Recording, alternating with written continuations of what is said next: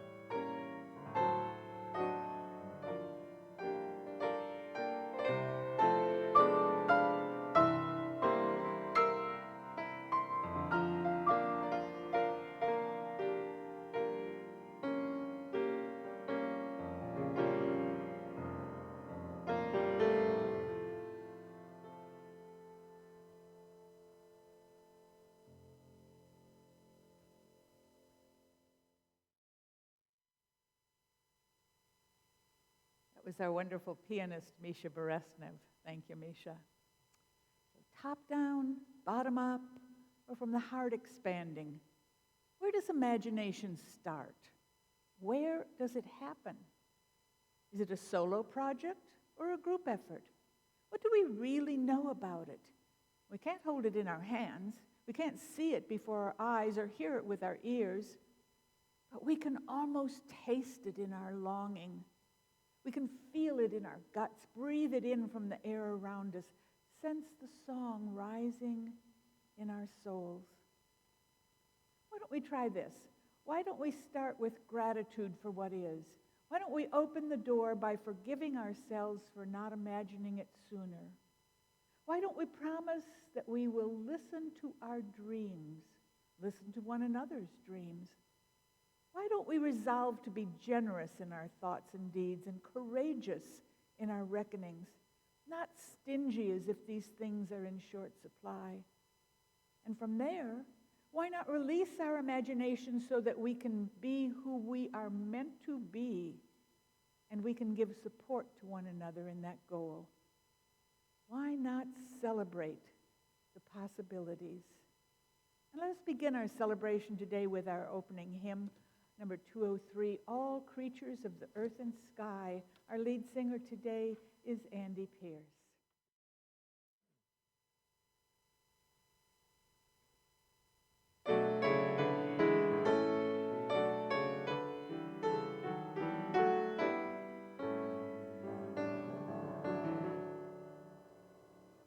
All creatures of the earth and sky, come, kindred, lift your voices high.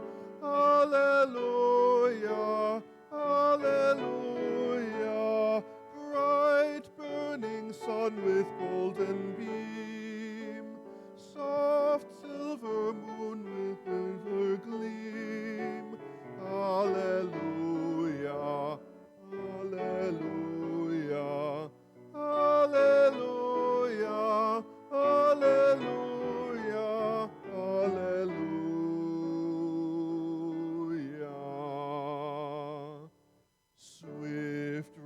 rushing wind so wild and strong, white clouds that sail in heaven along.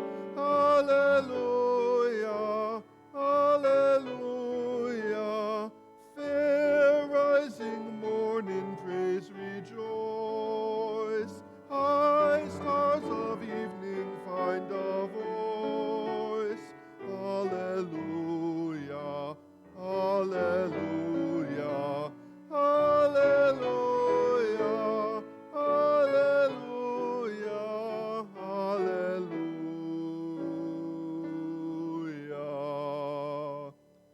Cool flowing water, pure and clear, make music for all life to hear. Hallelujah, hallelujah, dance flame of fire so strong and bright, and bless us with your warmth and light. Hallelujah, hallelujah, hallelujah, hallelujah, hallelujah.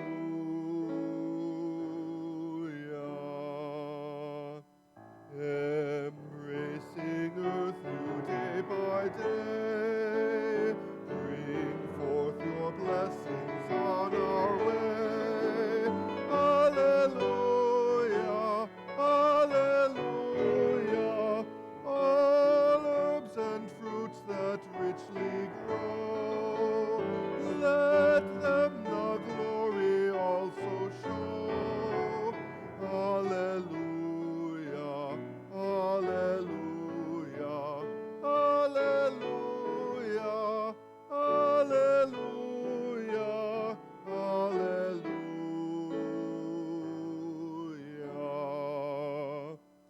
All you of understanding heart, embracing others, take your part. Hallelujah, hallelujah, let all things now the holy bless, and worship God in humbleness. Hallelujah, hallelujah, hallelujah, hallelujah, hallelujah.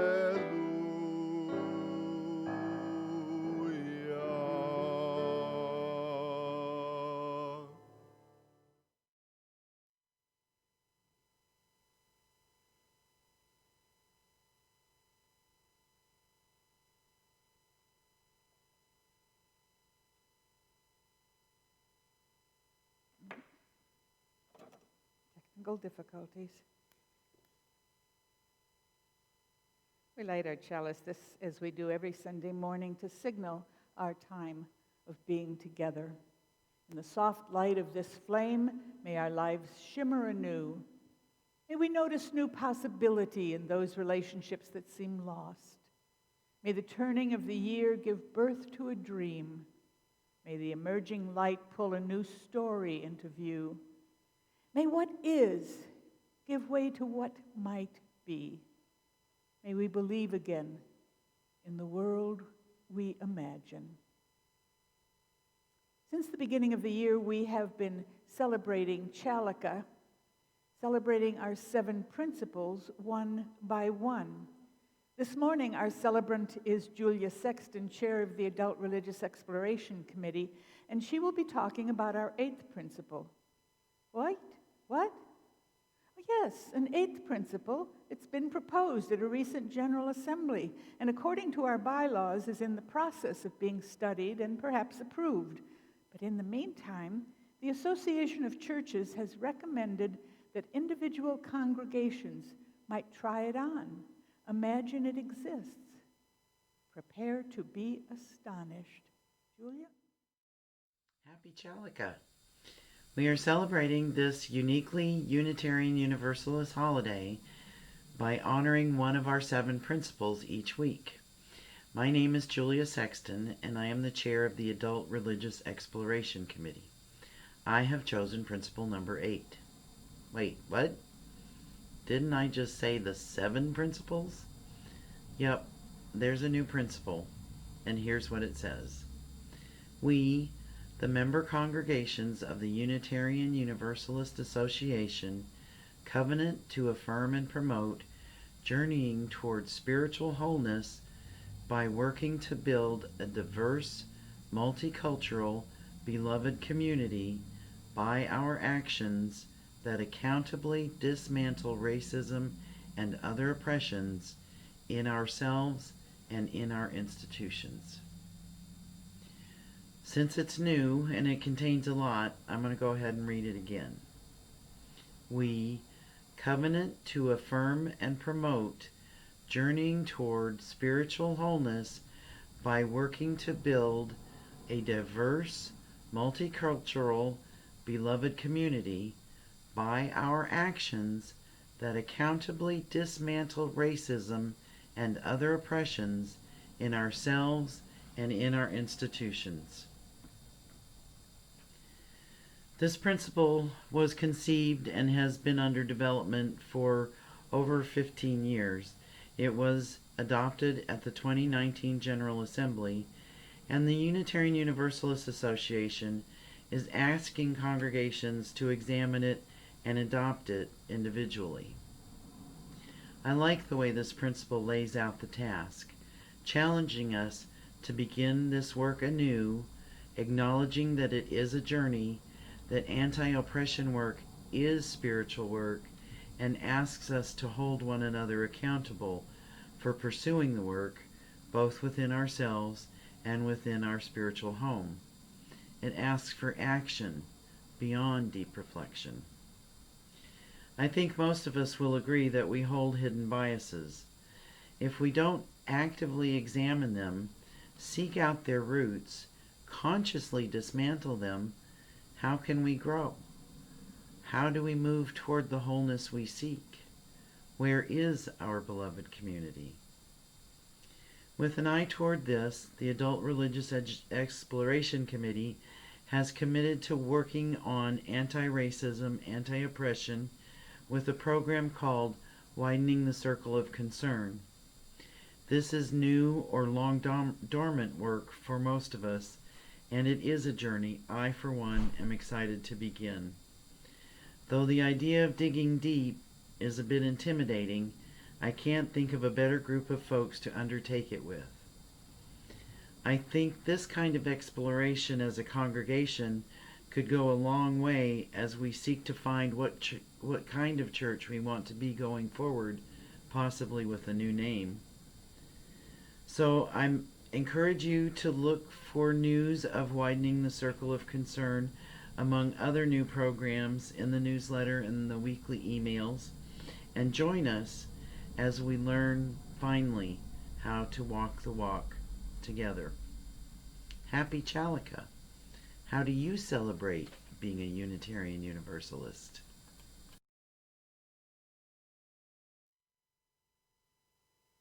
Look for more information about this program in future emails and our newsletter. At this time in our service, we often repeat our covenant together, a covenant that promises how we will be with one another, and it's based on an old Universalist statement of faith. It's a lovely covenant, a beautiful promise. But, after you've said it 52 times every year, you tend not to hear it anymore. It's just a collection of familiar words, with some words sticking out more than others, perhaps love, truth, freedom, those kinds of words. But without context, they are just words. So I'm going to ask that you just sit back this morning and let me deconstruct it. Ooh, that sounds painful, but I think if you give it a chance, you might be able to hear it differently, hear it anew. You see, this covenant is a series of metaphors. And metaphors are ideas that stand for other ideas and help you enlarge your thinking. Okay, here goes. It starts like this. Love is the doctrine of this church. See, we don't have doctrines in this church. We are a non-creedal church. So we must mean that love is more important than what any of us might believe. It says we don't need to think alike to love alike. There'll be a quiz later. Who said that famous line? And it goes on. The quest of truth is our sacrament. Same thing here. Sacraments in many churches are symbols of a path to God. They are sacred ceremonies that connect humans to the Spirit. They're extremely important to the faith and help it move forward. In our covenant, we're saying that the quest of truth is how we move forward, how we connect to the Spirit of life. And notice we don't say truth. We say the quest of truth, knowing that truth can change when we learn and grow together. And service is our prayer. That's an easy one. Prayer is what links us together, helps us to imagine a better world, a better future. And we promise one another we will do the work of service to humankind in order to establish justice and equity everywhere.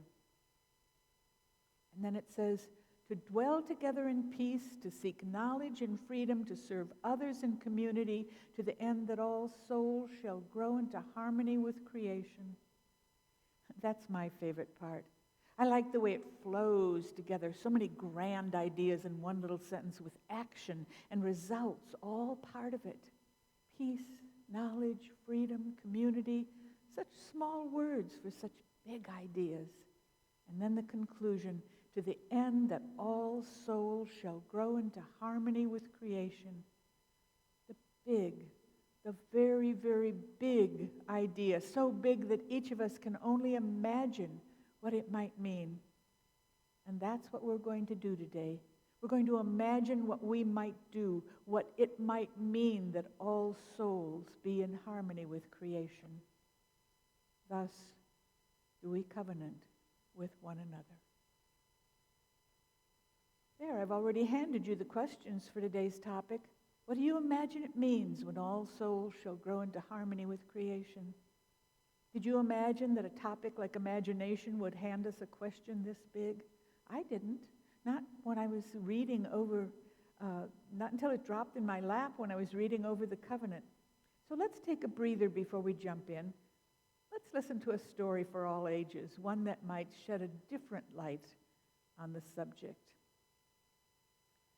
This is one of those stories that no one knows who wrote it because it is so old and has been told by so many people.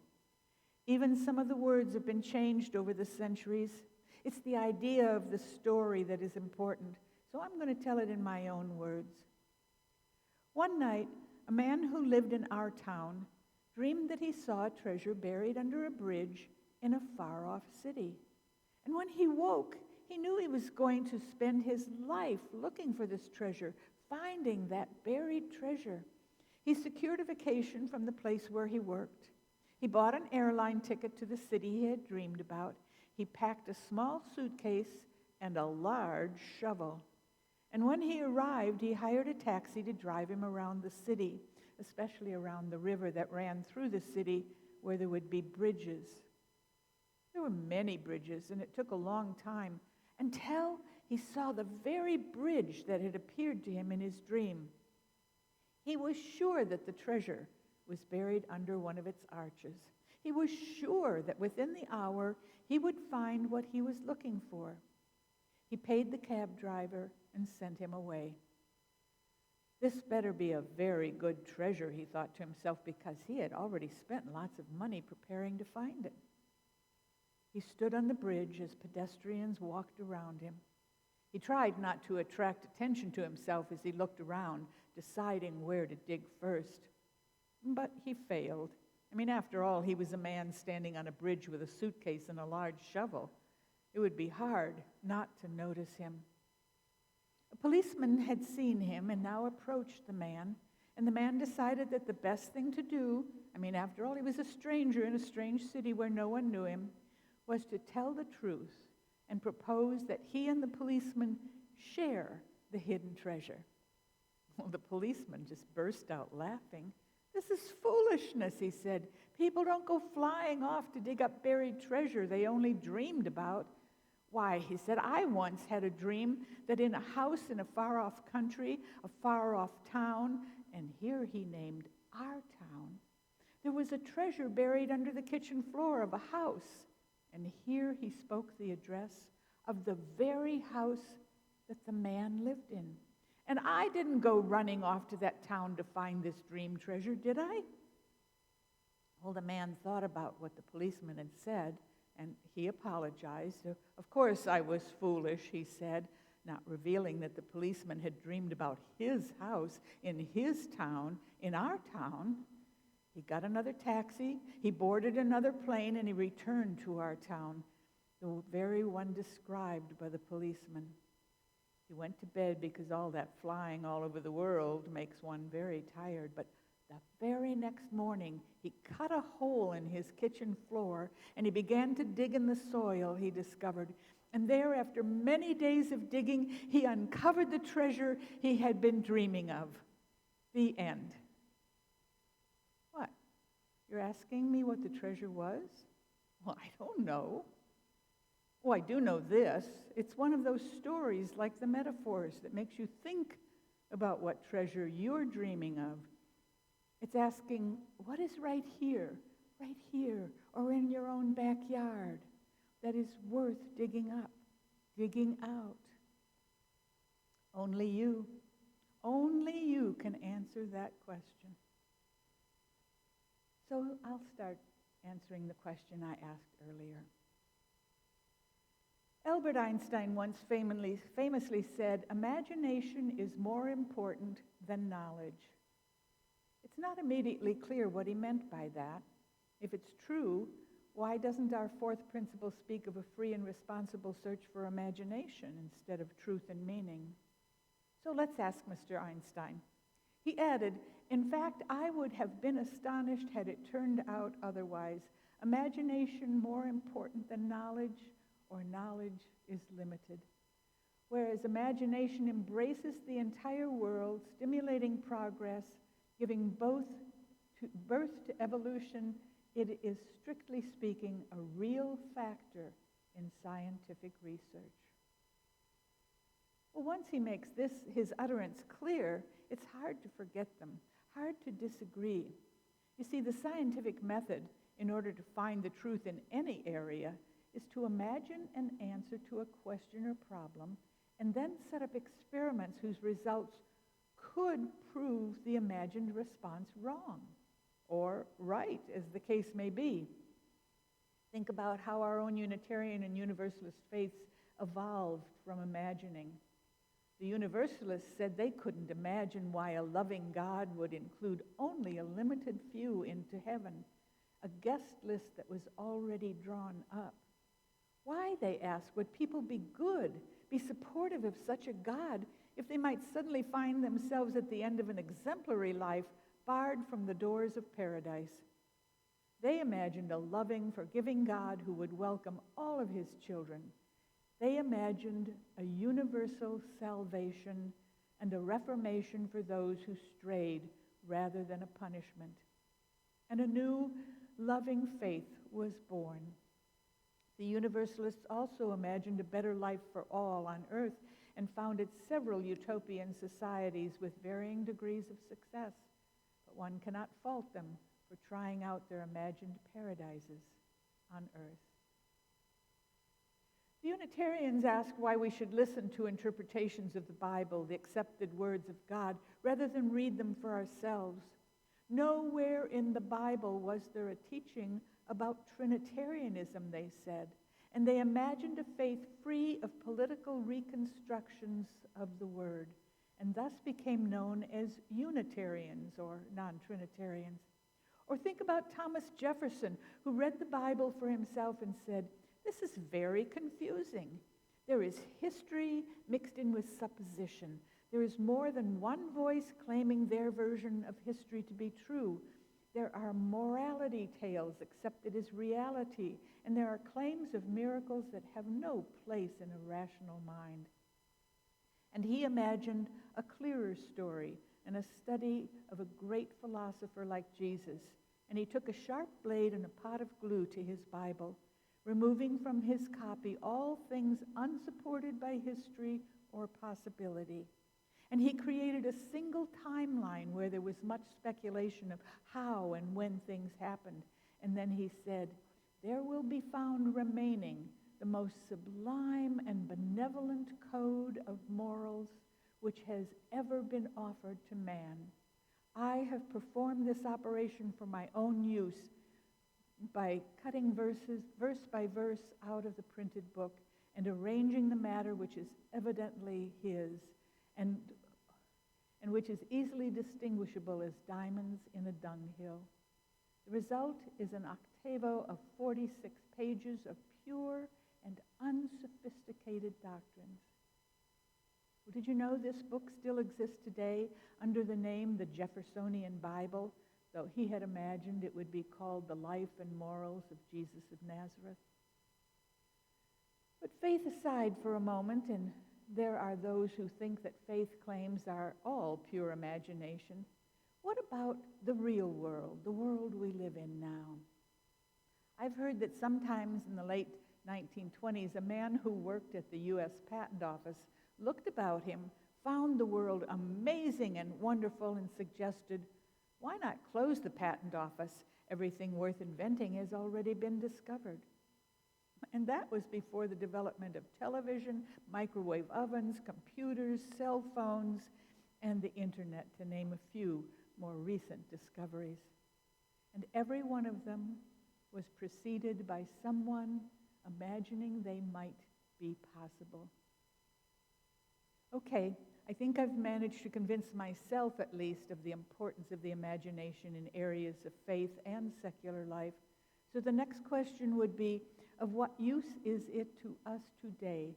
How does it benefit we who know that more new gadgets are coming, more new scientific breakthroughs? And how does it benefit those of us who wish that things didn't change so fast and so often, so that we can just rest and enjoy what we have or what we don't yet know we can't live without? Let me think about that for a moment. You think about it too. In the meantime, I'll give you a generosity report for this week. We hold our annual pledge drive, our stewardship drive, in early spring at First Jefferson, and I'm delighted to report today that former Treasurer Dan Sexton has agreed to be our Stewardship Committee Chair this year. Anyone interested in joining the committee, let Dan know. And thank you, Dan, from all of us. Our reading this morning is from Tess Baumgartner. Wouldn't it be great if you could take a picture of your soul? Then when your mother wanted to brag about you, she could show people the picture and say, "That's my daughter. Doesn't she have a beautiful soul, all sparkly and many-colored and flowing all around her?" Wouldn't it be great if we walked around surrounded by our souls so that they were the first things that people saw instead of the last things? Then people would judge us by who we really are instead of how we look. Imagine no more racism, ageism, sexism, fatism, shortism, or homophobia. Imagine falling in love with who a person is just by looking at them. It would be a kind of cloaking device, hiding physical faults, defects, or even perfections. We want it to be mandatory. Then people would work at making their souls more attractive instead of their bodies and faces. Imagine people knowing you by your soul, that you really need a hug. And imagine people helping each other and their souls changing colors or growing. Imagine soul gyms with exercises to get your sagging soul in shape. Imagine the long lines forming for soul lifts at churches, temples, mosques, and synagogues, or nature's grand cathedral. Imagine that. And while you're imagining, let us sing a hymn, "Oh, the Beauty in a Life." It's number 182 if you have the book, but it'll be on your screen. Andy?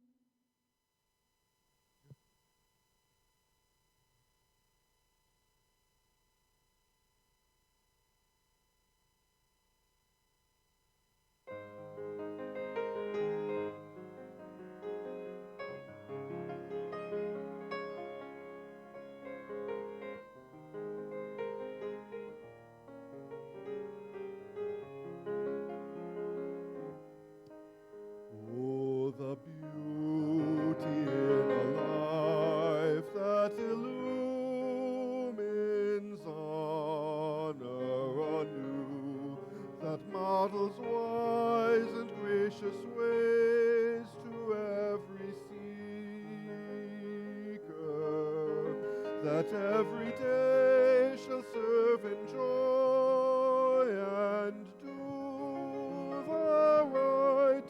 Oh, praise the life whose beauty shows a justice true. Let not service of the good be confined to great saints alone, but every hour be part of all our daily trying. Set not the hope of wisdom's grace beyond our ken. How wide the path, how close the goal, which love has shown.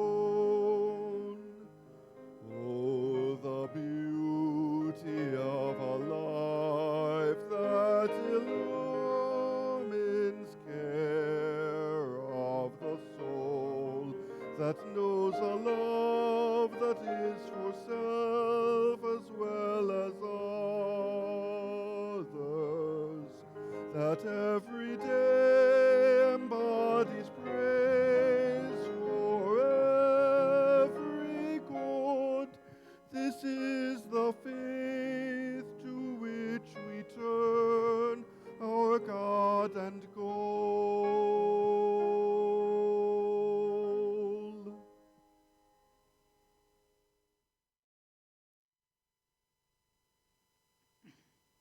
Thank you, Andy and Misha.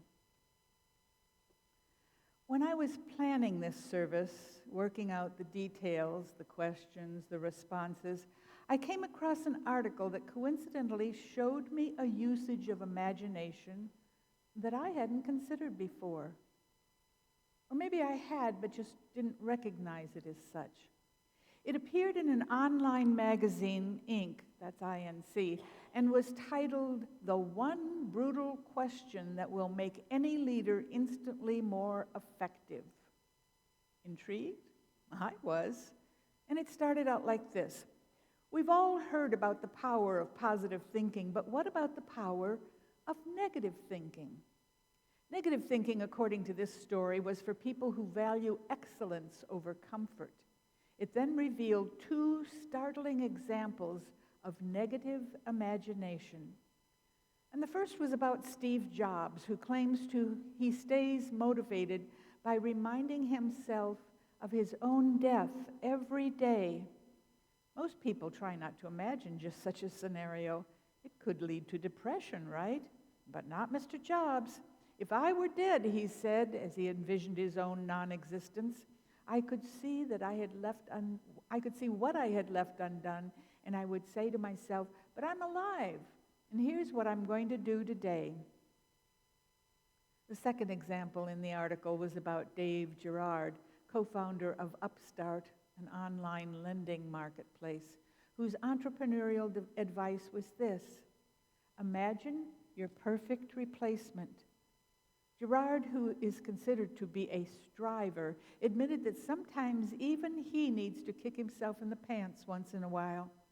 Well, few of us are considering becoming entrepreneurs or seeking to be world-famous CEOs, but I think this advice might be useful. I gave it a try. If I were to be fired today, and if that's too harsh for you, try when my contract is over next January, who would I want to replace me? And my first thought was this: someone younger. But I can't do anything about that, so I went on to my second thought: someone more innovative. One of my goals for 2021 is this: develop a new normal. Nothing is going to be as we left it when the pandemic hit. If we were to try to go back to the way things were when we open our doors again, I think we will be very surprised that what looked like it was working before may not work so well now. This is what I wrote to the board, and just as an aside, all 3 of my 2021 goals will be posted and explained in the weekend update email this weekend. We will have learned a lot of new things during the pandemic shutdown and have new choices from which to select our way forward. These might include such things as continuing to stream services to the outside world and continuing to hold some meetings online to save travel time and make it easier for all to attend. Also included will be creating a new website to reflect the things we have learned and to redefine who we want to become by increasing communications internally, fortifying the community that was lost during the past year, and reaching out to the surrounding community to include them in our concerns. The new normal should also include strengthening children's programs and membership development, which have been sadly lacking during the crisis because we haven't figured out yet how to deal with them. This kind of negative thinking, this kind of imagining can be kind of scary, kind of creepy in a way. I suppose it would depress you if you tended toward that scenario, or it could motivate you if you are the kind who invites a kick in the pants from time to time. But think about it. I can imagine my replacement doing things I hadn't thought about, and suddenly I'm thinking about them. Imagine the church you would want to return to. If it's the same as the one you left, try harder, because that church doesn't really exist anymore. We have all been changed by this pandemic, subdued, made fearful, made lonely, discouraged. We've lost loved ones. We've lost jobs. We've lost confidence. We've taken on debt, taken on new responsibilities for family or work. But we've also learned new things, new ways to survive. If you can't imagine a church renewed, then consider this. What is the opposite of imagination? Well, reality is on that list, but so is dullness and banality. It isn't really to our liking. We have little more to turn to than imagining something new, something to strive for, something to work on together. Dullness and banality are not acceptable. If by chance your imagination has gotten dusty or rusty, if you think it might bring up more questions than answers, I invite you to try these exercises. Ask yourself, has your imagination ever led you astray? And if so, what were the circumstances? What might you have done differently? Did you leave room for improvement in your imagination? Can you let your disappointment go? And that's just one exercise.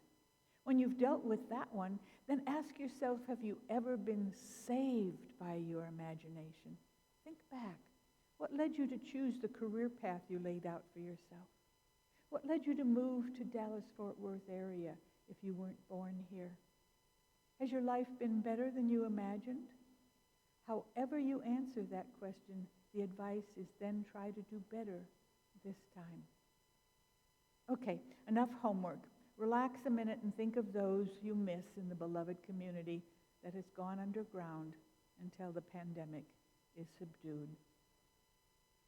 This is the time in our service when during a communion of names and milestones, we tell the stories that live in this community that we share. There was a small gathering of local family recently to say a few words for Valerie Tunink, Reverend Marjorie Montgomery's daughter, and lay her ashes to rest in the serenity gardens of the Rolling Oaks Memorial Center Cemetery in Coppell, Texas. I talked with Marjorie, who is the minister emerit of this church, recently by phone. She called me to ask if the memorial garden on our property would be a good place to place Valerie's ashes, and I had to tell her no, it hasn't been kept up. It isn't a place where one would like to bring guests. Marjorie told me, however, that she so appreciated the cards and letters you have sent her when Valerie's death was first announced. Another story. This past week, Carl and Julie Thibodeau's cat, Ma Barker, died, leaving 3 of her feline sons behind, as well as a bereft human family. Ma Barker was a feral cat who wandered into the neighborhood for years until Julie and Carl coaxed her into their home, along with the 3 of her progeny, collectively called the Barker Boys. Ma Barker, the cat, was not as criminally inclined as her namesake and will be sorely missed. These are the stories we know about this week. These are the stories that live in the heart of this community. Let us take a moment to think about them, to care about them, to keep the people involved in our hearts and minds. A moment of shared silence, and then some meditative music.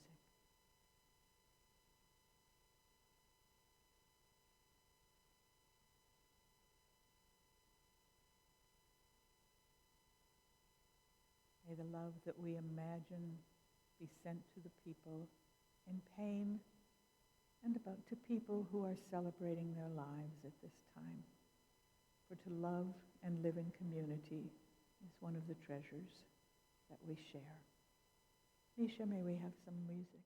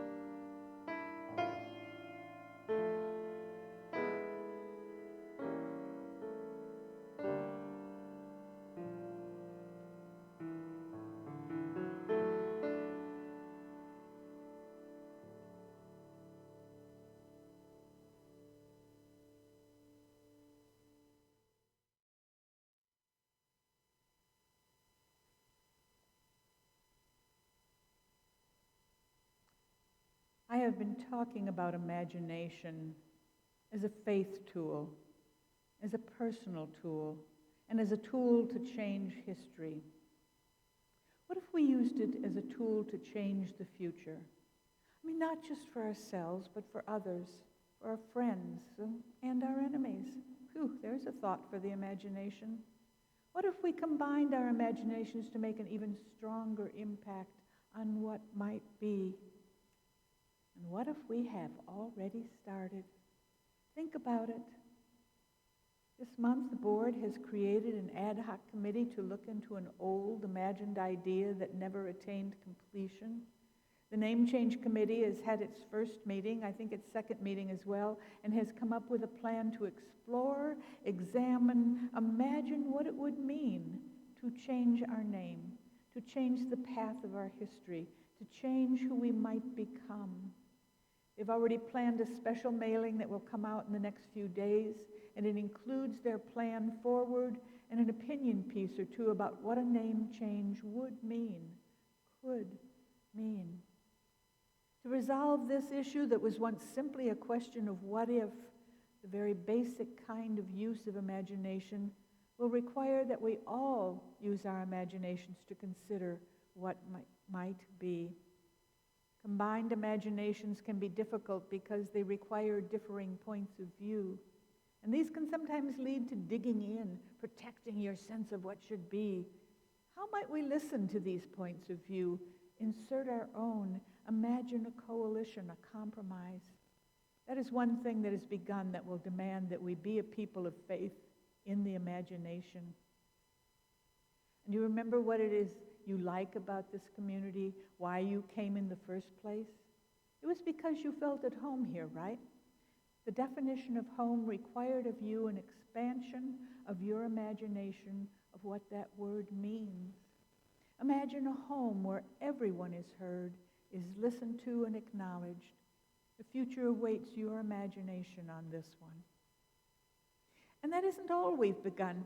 If you attended the service last week and you heard me talk about a new program that is planned for online discussion in the coming months, a program created from a Unitarian Universalist Association study of the practices and institutions of white supremacy within our organizations and our lives. And earlier this morning you heard Julia Sexton talking about this program. She's very heavily involved in its creation. And I'm asking you to sign up for this new program, to be part of the important work that could change the lives of millions of people, including yourselves, if you are willing to put your imaginations to it. Don't wait for the information to hit you in the head. Look for it. Prepare your imagination for it. This program will require that you examine the inherited viewpoints of your forebears without realizing they were not your very own. The mustn'ts, the shouldn'ts, the won'ts, the limitations and the blind alleys of inherited assumptions. That will require a great deal of faith in your own imagination. It will require that you root out the cultural stories that support you and ask who suffers from your believing in them. It will require that you ask if you use your imagination to enhance reality or to flee from it. It will require that you see your enemies as different from what you have always imagined them to be. They are people, after all. I told you last week this would be difficult, and I'm telling you the same thing today. Why then would I want you to put yourself through this? Because it will make you a better person, and it will move the world to becoming a better place for everyone. And it just might be fun. It might be enlightening. It might make you feel better about yourself and the world. Imagine that would be so. Imagine this, that one day the institutions that have supported and maintained white supremacy for so long were destroyed on your watch with your help in your lifetime. Imagine how wonderful that could be. As we sing our closing hymn, We Are Building a New Way. It's in the Teal hymnal, number 1017.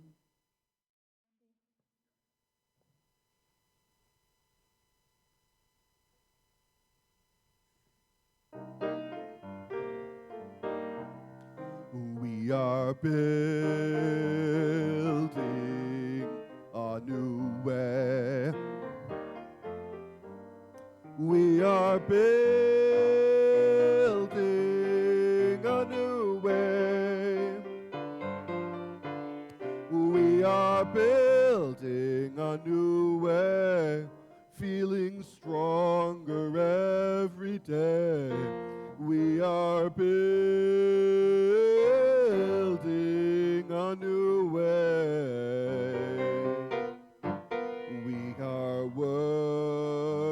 working to be free. We are working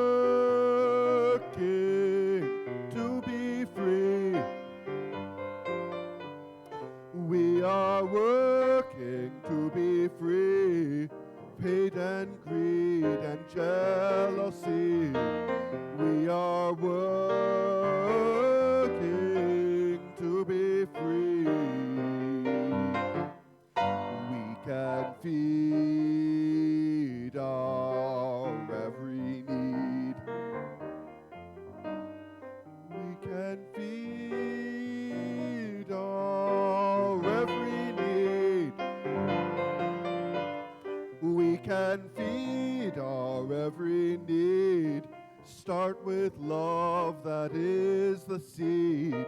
We can feed our every need. Peace and freedom is our cry. Peace and freedom is our cry. Peace and freedom is our cry. Without these, this world will die. Peace and freedom is our cry.